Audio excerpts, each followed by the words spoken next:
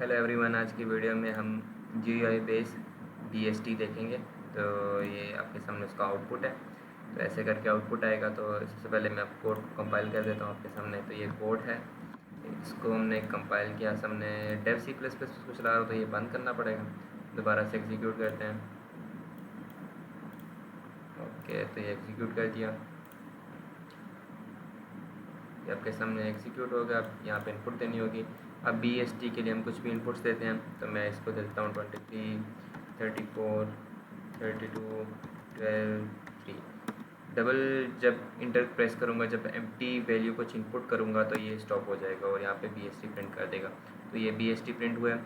आप देख लो वैल्यूज़ 23, फिर 12, 3, 34, 32। तो BST में क्या होता है कि हम इसमें जो पहली वैल्यू डाल रहे हैं ना, जो भी पहली वैल्यू आ रही है जैसे 23 है तो वो इसकी रूट वैल्यू है। तो यहाँ पे 23 इसकी रूट वैल्यू है। फिर उसके बाद जो राइट साइड पे वो वैल्यू इंसर्ट होती है जो इससे बड़ी होती है। तो 23 से 24 बड़ा है तो वो राइट साइड पे इंसर्ट हुआ है, और जो इससे छोटी वैल्यू होती है वो लेफ़्ट साइड पे इंसर्ट होती है। तो जैसे 12 इससे छोटा है तो लेफ़्ट साइड पे इंसर्ट हुआ, 3 इससे छोटा है तो लेफ़्ट साइड पे इंसर्ट हुआ, 32 23 से बड़ा है तो राइट साइड पे गया, लेकिन 34 से छोटा है तो यहाँ पे इंसर्ट हो गया लेफ्ट साइड पे 34 के। तो ये BST बिल्कुल एक्यूरेट है। तो अब हम देखते हैं ये कैसे हमने किया। तो सबसे पहले ये इस कोड में हमने graphics.h की लाइब्रेरी यूज़ की है, ठीक है। और ये है स्ट्रिंग की लाइब्रेरी जिससे हमने स्ट्रिंग को इंटीजर में कन्वर्ट किया। तो सबसे पहले हमारे पास एक नोड है जिसमें हमारे पास 3 वेरिएबल्स हैं और एक कंस्ट्रक्टर है। तो पहला वेरिएबल डाटा है जिसमें हम वैल्यू स्टोर कर रहे हैं, फिर उसके बाद लेफ़्ट नोड, फिर राइट नोड, उसके एड्रेसेस, फिर उसके बाद हमारा कंस्ट्रक्टर है नोड जिसमें हम एक वैल्यू पास कर रहे हैं डाटा। और उसके बाद क्या कर रहे हैं, हम डाटा की वैल्यू डाटा में असाइन कर रहे हैं जो भी वैल्यू पास कर रहे हैं। उसके बाद हम लेफ़्ट नोड को, जो लेफ़्ट है उसको नल कर रहे हैं और राइट को नल कर रहे हैं।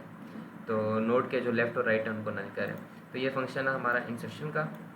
ये फंक्शन है हमारा एक नोड ड्रा करने का। जैसे ही आप देखो अगर, तो इसमें जो एक नोड ड्रा हो रहा है ये वाला, ये एक नोड है, ये एक नोड है। तो ये जो ड्राइंग हो रही है तो वो ये इस फंक्शन के थ्रू हो रही है। फिर उसके बाद ये जो फंक्शन है ड्रा BST वाला, इसमें हम क्या कर रहे हैं कि एक पूरा BST ड्रा कर रहे हैं। जैसे आप देखो अगर यहाँ पे, तो ये BST ड्रा हो रहा है, इसमें लाइन्स वगैरह ये सब वगैरह ड्रा हो रही हैं। उसके बाद आप देखो ये हमारा मेन फंक्शन है। सबसे पहले हमने ग्राफिक मोड सेट कर दिया, फिर उसके बाद हमने टेक्स्ट स्टाइल सेट किया, क्योंकि अगर आप देखो यहाँ पे तो हमारा ये टेक्स्ट जो होता है ये काफ़ी छोटा होता है शुरू में। तो हमने इसका साइज़ 2 रखा है, या देख लो यहाँ पे साइज़ 2 रखा हुआ है। उसके बाद हमने इसका टेक्स्ट स्टाइल जो है वो चेंज कर दिया, जैसे मैंने यहाँ पे रखा है ट्रिप्लेक्स फॉन्ट। फिर उसके बाद मैंने इसका कलर वाइट सेट कर दिया। उसके बाद मैंने इसकी जो पोजीशन है वो सेट की है। एक्स पोजीशन इसकी 100 है, वाई पोजीशन 100 है, और इसका जो प्रिंट करना है वो वैल्यू इंटीजर। फिर उसके बाद हमने ये BST ड्रॉ किया। तो हमने कैसे ड्रॉ किया, सबसे पहले हम यूज़र से इनपुट ले रहे हैं इस स्क्रीन पर। तो ये हम इनपुट कैसे ले रहे हैं अब ये मैं बताता हूँ आपको।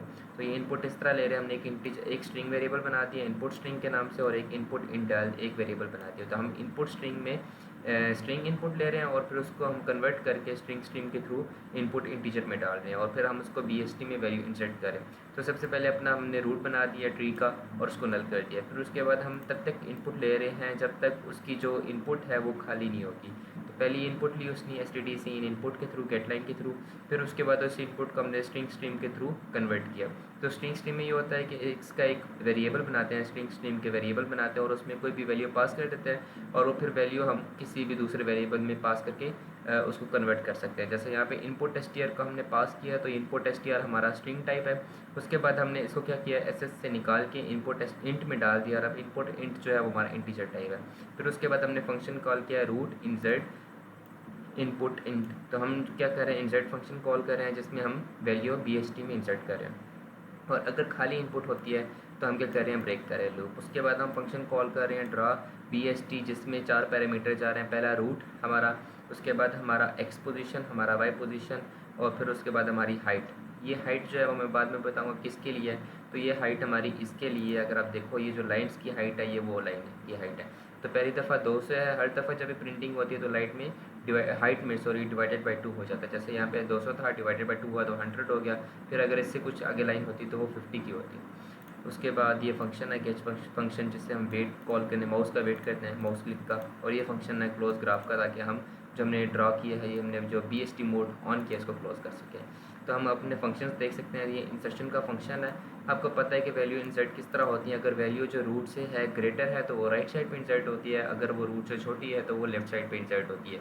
और अगर हमारा रूट नल है तो सबसे पहले वैल्यू जो भी वैल्यू होगी वो रूट पे इंसर्ट हो जाएगी। जैसे सबसे पहले वैल्यू नल है तो वो वैल्यू जो भी होगी वो रूट पे इंसर्ट हो जाएगी, वही नोड रिटर्न कर देगा। तो इसमें क्या हो रहा है कि हमारा वो कंस्ट्रक्टर कॉल हो रहा है नोड डाटा वाला, जिसमें वैल्यू पास कर रहे हैं डाटा, रूट और लेफ्ट। तो इसमें वो डाटा की वैल्यूज़ को असाइन कर देता है और लेफ़्ट राइट को लेफ़्ट राइट की वैल्यू को नल कर देता है। उसके बाद अगर हमारी क्योंकि अगर पहली बार दफ़ा तो एक वैल्यू होगी तो ये वैल्यू इंसर्ट करने के बाद रिटर्न रूट कर देगा। और उसके बाद क्या होगा, ये नीचे अगर फंक्शन देखो तो ड्रा BST कॉल होगा। और ड्रा BST में क्या होगा, अगर रूट नल है तो वो खाली रिटर्न कर देगा, अगर रूट नल नहीं है क्योंकि वैल्यू इंसर्ट हो चुकी है तो ये ड्रा नोड का फंक्शन कॉल करेगा।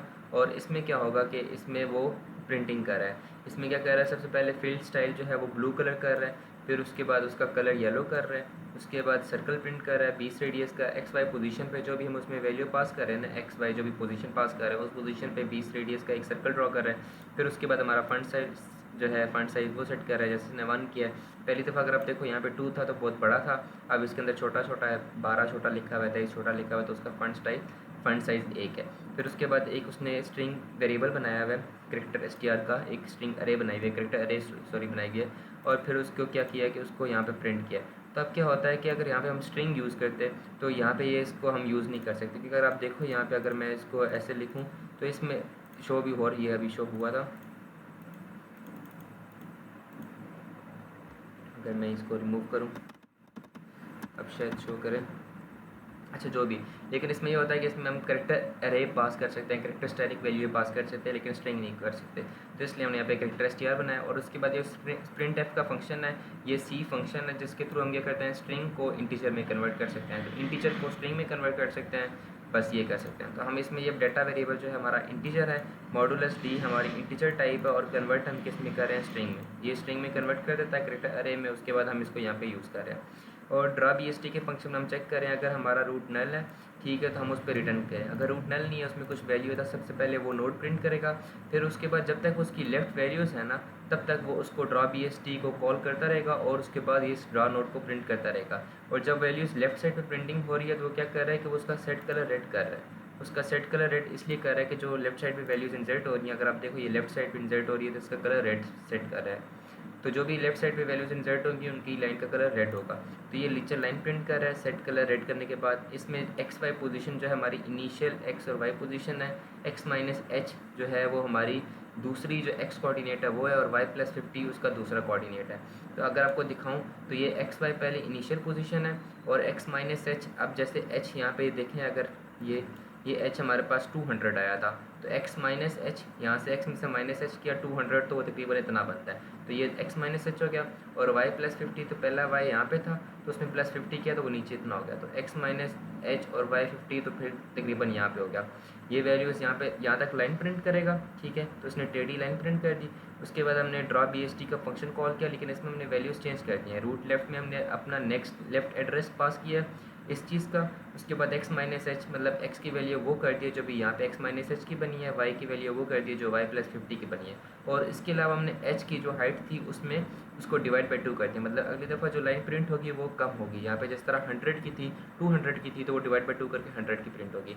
इसी तरह अगर वैल्यूज़ राइट साइड पे इंसर्ट होंगी तो उसका कलर हम ग्रीन कर रहे हैं, अगर आप देखो इसमें तो उसका कलर ग्रीन है। और फिर उसके बाद लाइन प्रिंट हो रही है, लेकिन यहाँ पे पिछली दफ़ा X माइनस H हो रहा था क्योंकि हमें पीछे जाना था, इस दफ़ा हमें आगे जाना है तो हम प्लस 200 करेंगे, प्लस H करेंगे, और Y में प्लस 50 सेम ही रहेगा क्योंकि हमें वो नीचे आना है तो प्लस 50 करें। अगर हमें ऊपर जाना होता तो हम माइनस 50 करते होते। तो ये सेम टू सेम चीज़ है, बस सिंपल फ़र्क कितना है, तो प्लस इसमें कलर ग्रीन हो गया और हम इसमें प्लस कर रहे हैं। ये BST ड्रॉ होगा, और बस ये था सारा। तो होप सो कि आपको मेरी वीडियो पसंद नहीं होगी, और मेरे चैनल को लाइक करो, सब्सक्राइब करो, ताकि ऐसी मज़ीद अच्छी वीडियोज़ मैं आपके साथ शेयर करता रहूँ। Thank you.